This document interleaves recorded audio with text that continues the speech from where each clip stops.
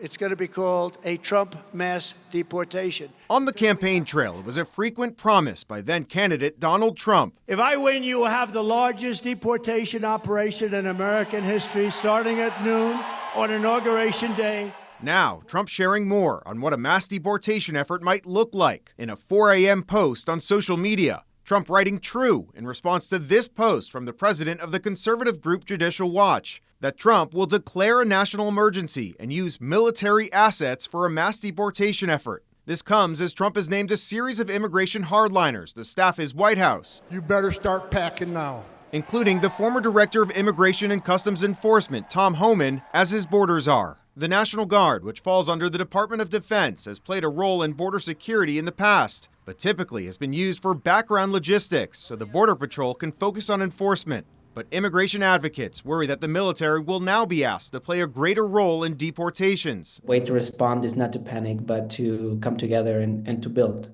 Oliver Maino from the Immigrant Justice Network says they're already organizing to provide legal help for immigrants and are urging local governments to step in. My call for elected officials in states that are welcoming to immigrants is to prepare right now and don't be caught flat-footed when it's January 20. Over the weekend, Trump also tapping Chris Wright, the CEO of a Denver-based fracking company, to lead the Department of Energy. Wright has been a critic of President Joe Biden's efforts to quickly reduce our dependence on fossil fuels. Politicizing energy and opposing infrastructure, sort of standing in the way of today's energy system before we've built a new energy system, there's just no upside in that. And Trump also announcing veteran regulator Brendan Carr to lead the Federal Communications Commission. He's been a vocal critic of diversity, equity, and inclusion programs and has proposed a crackdown on what he calls the censorship cartel.